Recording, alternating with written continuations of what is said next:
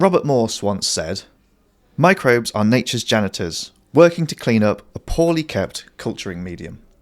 Welcome to the FarmED podcast. My name is Alex Dye and I will be your farm guide today. And today I am joined about someone to speak about the wonderful world of microbes. It is the MD of Microbz. It's Katie Ward. Hello. Hello, thank you so much for having me. Are you well today? Very well today, yeah, I've had my microbes, I'm feeling good. Very good. Get the plug in early, that's nice. So let's start really broad then. Let's assume that someone has just switched on this podcast and we've said the word microbes a couple of times. What are microbes?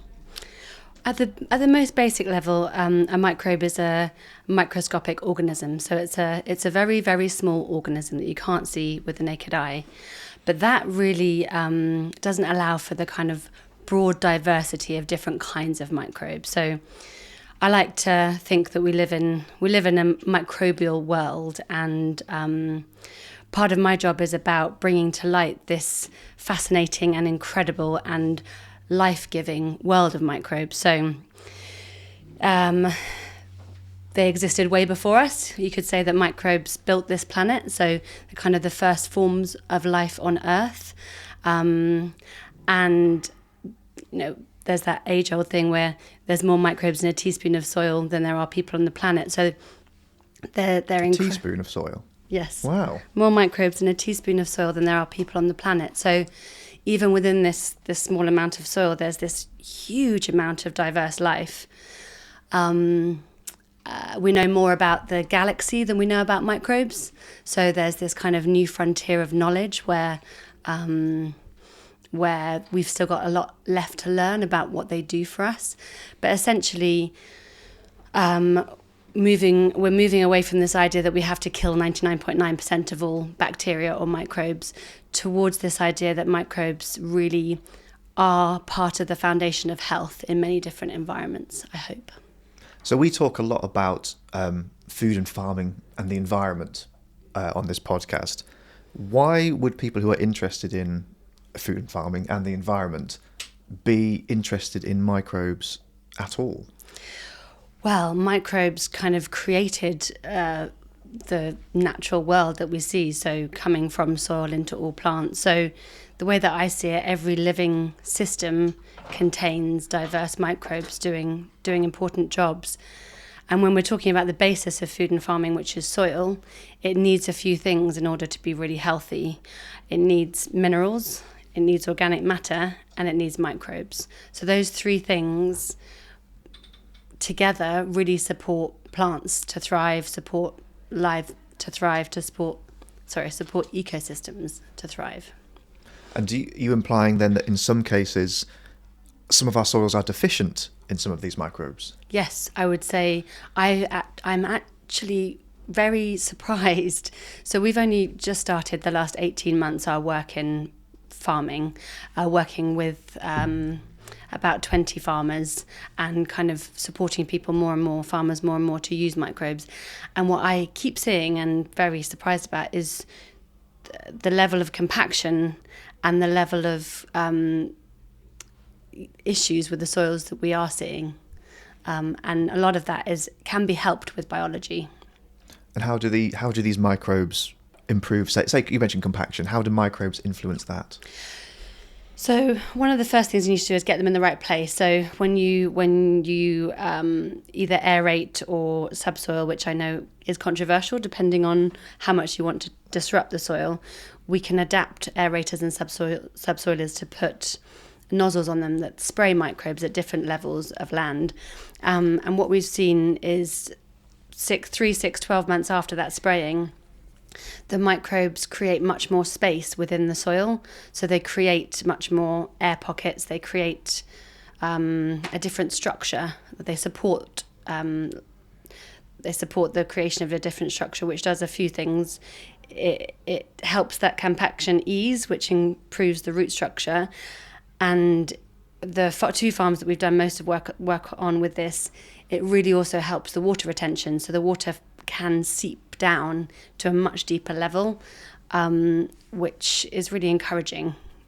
So would you say then that you would need the skeleton, I suppose, of a functioning soil system in order for microbes to really make a benefit? Or could microbes come into the most desolate of soils and start to really turn things around? So starting from 50 or starting from 0, do you need to have a certain starting point, or are they able to deal with anything? That's such a good question. I didn't prepare you for that, I'm sorry. I would say from the experience that we've had, which is very new, we've been able to, on one field, increase the yield on one half of the field by 50%. Now, my belief in that field is that there was already a lot of good things happening. So there was already quite a lot of inputs. And what the biology did was it just allowed the plant to access those inputs. So it created the kind of symbiotic relationship in which the plant could access the nutrients from the inputs that were already put there.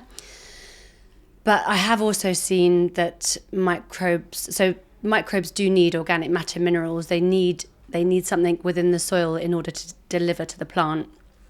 But the way we ferment ours is we ferment them with mycorrhizal fungi and with seaweeds and with seawater concentrate. So there's a bit of that kind of, we call it the lunchbox, but the microbes need something to make bioavailable to the plant. And I'd be really interested to try it in different environments because to be honest, I just don't know the answer to that. And that's the kind of question that would be really interesting to do more research on and find out, to what level do we need the organic matter and the minerals and other inputs in the soil already that the microbes make available, and to what and how much can they do without that? You've just shown a lovely bit of professionalism there, because I kicked off and then I immediately went on a tangent about other things. But you've brought us back a little bit to who you are and your involvement with all of this. So you're the MD, rather, of Microbz. Oh my God. What is Microbz? Sure. So we are a company based in Wiltshire. We are a family. So I've started with my mum and dad, and basically about 20 years ago, my dad was working with an investor, and he went around the world and he saw lots of different eco projects. And he went to Australia and he saw this thing called Microbial Balancing Technology. And that's an area I'd love to come back to, this kind of idea of balancing. But he fell in love with it, and he came home and he went for a long walk with my mum. And my mum just said, wow, this feels like it could be a real solution. And they started brewing, and they just started brewing little 5-litre jars on the kitchen table. And, my dad's a bit of a maverick, so he was just kind of playing around with things. It's just like making moonshine, but with microbes. Kind of. It's like you get a mother culture and you brew it out, you ferment it for about 30 days, you keep it warm, you feed it with molasses, and they increase in their number and kind of grow. And then we learnt about how to harvest this from soil. So the process of taking the microbes from soil and creating them into probiotics. And our kind of vision is that we want to go back to nature. So our vision is that kind of nature built all of life and did it really wonderfully as far as we could tell before kind of humans interrupted that process. And so we want to go back to where the microbes are most diverse in the soil and kind of use those to create health in different environments. And so we just kept building and kept kind of taking the next step. And I remember my mum saying about 10 years ago, God, how are we going to explain this gut health thing to people? It's all these microbes and they're in the gut and they kind of help you digest your food and create, healthy bodies and reduce inflammation. And luckily, the whole world has done that job for us. And now gut health is just a staple thing. But I think people don't understand that microbes are everywhere. They're not just in your gut. They're, all over your body, in this room, in the air, in the soil, in every environment, and they create health. And I guess that comes back to this balancing point. So the way that we think about microbes is like it's all about balance, recreating. There's not good microbes. Well, there are good microbes and there are bad microbes, but there's only about 10% of microbes that are good and 10% of microbes that are bad. The rest we call swing voters. So in an ecosystem that is more pathogenic, your swing voters go to that side. So if you have food poisoning, you get it very quickly because of the swing voters. Whereas if you create an environment that has more beneficial microbes, the swing voters kind of go to that side and create an ecosystem which is balanced. I see. So they adapt to whatever is sort of happening in the soil. They will move in that direction, whether it be positive, negative. They're all sort of ready to move in that way. Is that right?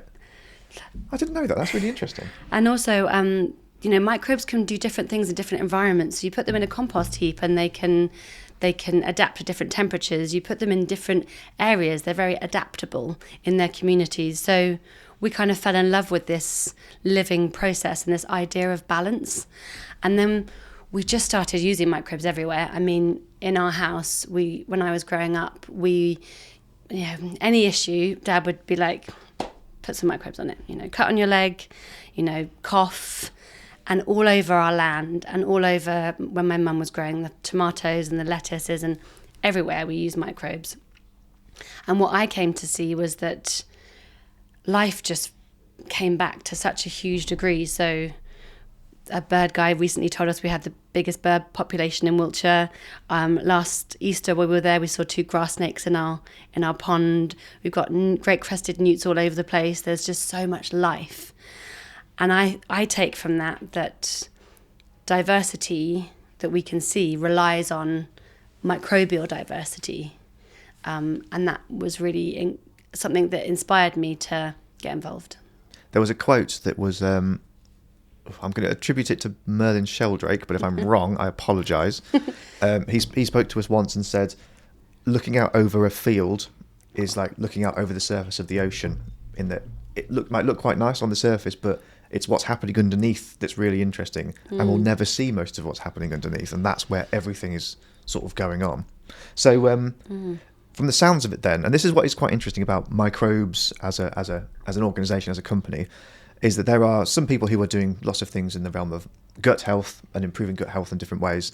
But I can't think of many, if any, who are using microbes in the way of improving your soil, improving your pet's health. I mean, that you seem to be covering quite a lot of ranges there. Was that always the plan? So it's really hard because I guess our kind of overall message is adding more beneficial microbes to any environment improves the health. So cleaning with microbes for your gut, microbes for animal health, and we've really seen some incredible reviews on horse health and dog health, and then also for soils. It's like for so long the chemicals that we've used and the antibiotics have stripped back this microbial life, and our perspective is not about choosing which microbes does what in which environment. It's about adding back this wide range of diverse microbes from a healthy environment and letting the microbes have it with their own intelligence adapt to that environment and create the matrix of health.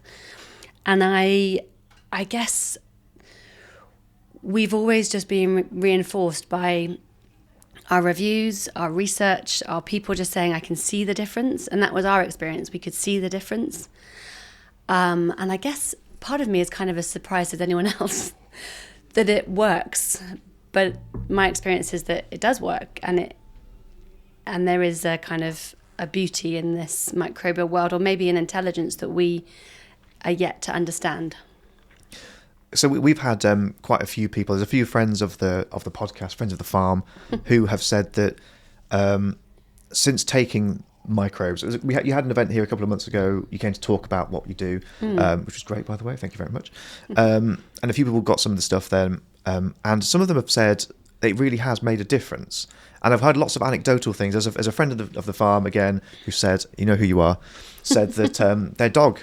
It's got lovely, shiny, healthy coat now. They've seen marked improvements. And this is all great. This is all sort of anecdotal evidence, I suppose. I'm from a science background, and I like to see these sorts of things backed up with data and with research. Is this something that you have the data to back up whether some things are working, or is it something you're working on? So on the gut health side, we really recognise that we're up against, or we have a different voice within the gut health world to quite a lot of scientific stuff. So the scientific world and the gut health industry is about specific strains for specific issues. And there's a lot to be said for that. I mean, the research is incredible in terms of dementia, specific IBS stuff, using individual microbes, single strains to treat problems. Our issue is kind of a fewfold. One is that our product is very diverse. It comes from soil, so it has many diverse microbes, and we harvest them in a way that means that they grow up in their own communities. They're not kind of taken out. So most gut health organisations will take out a strain and then cultivate it in the lab and then use it for a scientific experiment. So but you're looking at the population of all of them. We're looking at the whole, and honestly within that whole there's still gaps. That we still know less than 1% of soil microbes, so there's still a lot to learn. So we are looking for with a university at how our probiotic can support mental health. So that's one study that has come about in the last kind of 12 months. But we're very reluctant, or we can't kind of we can't kind of slice it up and test individual microbes for different things. So we need research partners that are willing to help us look at the kind of the whole rather than the sum of the parts. We're very open to research, and I'd love to do much more in that area. But there's more kind of coming towards us in the farming area at the moment. So. And what's going on in the farming area then?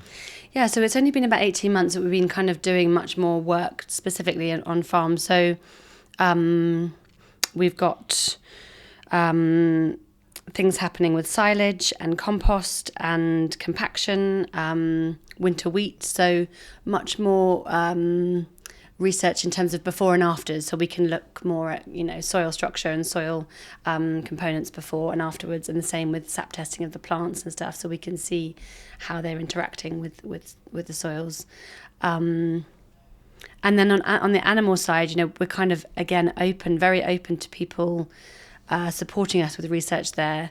And horses and dogs, we just get again and again better coats, better temperaments, real changes that people can see and feel, and yet the science needs to come behind that at some point. But you are working on it. So you mentioned you've got some partners, people who are working on farm scale, I suppose, or growing scale tests of some of the products. Yeah. Are you privy to share with us some of the things that you've found so far, or is it still too early in that process? Yeah, so last year we did 3 tests. One was on compaction, and so we've got the results for that, and we can see different soil structure over a certain amount of time. The second was on growing oats. So we saw this kind of big 50% increase on yield on the half of the field that was treated, with microbes. 50% increase in yield? 50% increase in yield, wow. Yes. What were the sort of practices in that field? Was it quite a conventionally farmed area? So it's a regen farm. Okay. And they're growing oats, and on one half they didn't spray with microbes, and the other half they did as a foliar spray. And this was the place where they already were using quite a lot of different inputs, and it's I think the idea of saying that we'd get a 50% increase in yield for every farm is semi-preposterous. It's like such a big number. But we think this was because there was already a lot there in terms of inputs, and it was the biology that unlocked that for the plant. There was also a 30% increase in kind of nitrogen availability. So there's a lot of improvements, which has only lit a kind of fire in us to learn more, really, and to try and do more. So this year we've got winter wheat, we've got working with a company to see if we can increase the dry matter in fields by adding microbes at an aerated level. So that's going to come out in September. That's really exciting. I think people, in the farming world are looking for solutions, especially with the increase in prices of herbicides and pesticides, and biologicals offer a really exciting area, and also again a minefield of what's good, what's bad, what's been tested. When farmers are in a position where they can't lose income, they need to have solutions that have been used by other people and show an impact. And when you spoke to us a few months ago, and you came and you delivered your story, much like you are doing now, there was a quote that I wrote down that you said, and I'm going to paraphrase it, but it kind of follows on from what you were just saying about restoring that diversity of those microbes back into a soil, back into a landscape. You said, a perfect world as you see it is one in which microbes as a company doesn't need to exist. So is that sort of, you mean, in this case, if we can get soils to a point where they have this natural diversity, it's already part of the system, that is perfection as you see it? Totally. And I think it starts off with a gut health supplement. So as far as I see it, and parts of this is still yet to be kind of confirmed by research, one of the reasons why people's guts are so depleted is because of the soil depletion. So there's a direct link there.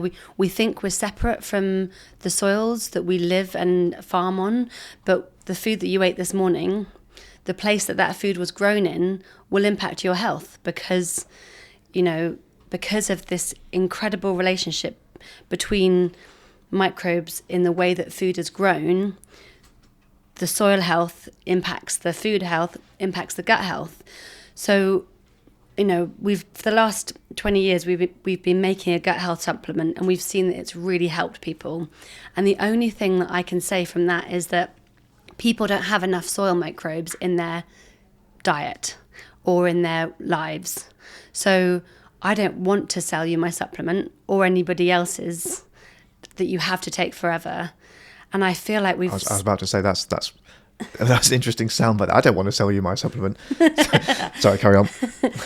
But I feel like we've walked into a supplement culture, and we're kind of obsessed with the question, which vitamin D is better, which creatine is better, which fiber is better, without asking the question, kind of, why are we here? Why do we have to even have this conversation? Why is this not part of our food and farming system? And that's a bigger and harder question. It's a more systemic question. But I think that's the only way to start going back towards a kind of food first system rather than a supplement first system. And also the benefit of that is that we the environmental benefit is like huge. Just the power of carbon in soils, the biological and biodiverse and climate change issue is maybe a byproduct of that, but such an important part as well. So it's like we're trying to deal with the symptom and not the cause. Yeah, I think so. And the trouble with this is it's all microbial, right? You can't see it, but you can see the impacts of not having a healthy, diverse microbial system because you have poor soils, you have poor guts. You can see the impact of that. And you mentioned some of the other some of the experiments that you've been trying or working with people on. Is nutrient density something you've been looking into with this as well? Because I know that's when it comes to gut health and you both, that covers it across the board, isn't it, really? Your soil health goes into your nutrient density, therefore that's what we're eating and we're getting more out of that. I'm not sure why I'm explaining this to you, but is that something you've been looking into as well? Oh, I'm so excited by this conversation and the fact that it's happening in many different circles. I think we can definitely say that healthy soil has an impact on plants, but there's lots of people doing important research on this nutrient density question. And I think right now the science is still kind of up in the air, but there's a handful of really impressive people doing a lot of work on what makes food more nutrient dense. And that is pointing towards soil health and soil life, and that includes microbes, organic matter and minerals. So this then becomes kind of a public health, a public good, making soils that have these important components in them becomes a real health question. But we're still yet to link, this area of soil which has microbes, minerals, and organic matter to this nutrient density, to this gut health outcome. So, I just would love to see and be part of that kind of science going forward in the next kind of couple of years, because that can really unlock a lot of policy, hopefully, and a lot of change. I mean, it opens up many more questions about whether things are affordable and, how we go about delivering health, but it's exciting. And I suppose it is a system that it trickles down the whole way, doesn't it? Because much like you said before, we as people are only as healthy as what we're eating, and that follows down as well. Whatever we are eating is only as healthy as what that was eating, down all the way down. And like you say, it comes back to the soil. So our gut health and our soil health are completely linked in that regard. I just find this, I was really moved when it dawned on me that, the only way maybe that humans can regain our health is if the planet also regains its health, if the soil also regains its health. For me, there's a real beauty in that. There's a real kind of, we're connected to the earth, and we're the way that we are part of nature. For me, I find that very beautiful. And aside from going to the Microbz website and perusing what you have on offer, what could the average person do who was very, very interested in, say they've heard this conversation and they thought, oh, that's interesting, what can I do to improve either my own health, or say they've got a garden, an allotment, a farm. What could they do to introduce some better microbial diversity into that world? So number one is connection to nature. I mean, there's studies after studies that show us that forest bathing is really good for your inflammation, that gardening can impact your depression or anxiety. There was an interesting study where they had two groups of people, and one group of people rubbed soil on their hands every day and the other group didn't. And when they were given an immunization, the group that rubbed soil on their hands every day had a better response to that immunization. So this contact to nature, which is basically just get outside, open a window, have an animal, put your hands in the dirt, that really is the best thing you can do for your mental health and your gut health. This is something that's come up time and time again on the podcast and in various conversations I've had, which is, it seems to be just our removing ourselves from the natural chain, if you want, and putting ourselves in big grey boxes in cities, removing ourselves from being in contact with soil and life, like you say. That is what is causing so many of our mental health issues around the world. And I'm sure someone was saying that, spoke to me, said that there's a type of bacteria, I'm sure that you'll be more than aware of this, a type of bacteria that if you are more in contact with soil, it gets into your gut system, and that in turn boosts your whole, it's falling apart now, but it boosts the whole mental health system. Yeah. And it's purely from being in contact with these things. I have interrupted you just to explain your point further, I apologise. But yeah. Exactly that. There is a microbe that you get through gardening that gets into your gut, and that's not separate from the rest of your body, so it improves your mental health. And so that connection to nature, that touch, that feel, that air, being out in the forest, is really good for you. So bringing back that natural system. And then I would also say, if you can eat food that is grown in healthy soils, if you can eat diverse foods, if you can, the chemicals in our home is becoming a huge area. And so I think if you can limit the chemicals that you have in your home in some way, or not clean with bleach or antibacterial products as much as possible, that's really good. So one half of it is like trying to boost your good bacteria. The other half is trying not to kill so many of them. But if you can do a bit of that on each side, then that's good. So being aware that maybe we don't need to kill 99.9% of everything on our surfaces. No, we don't. We've been told we don't need to kill 99.9% of everything on our surfaces. And in fact, this is a real misunderstanding, because it's like the war on drugs. You can't kill bacteria. The more you try to kill them, the more they mutate. And, coming down the line is antimicrobial resistance.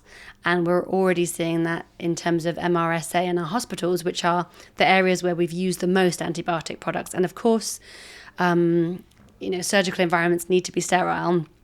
But the wards around that, potentially there's this place to kind of relax this war on bacteria, because it creates more sickness and more, vulnerability. So coming back to this idea of resilience, the way that we build our resilience in our bodies, in our food chains, is through diversity of different kinds of microbes, balance, rather than killing 99.9% of bacteria. So we have to get our heads out of the 80s.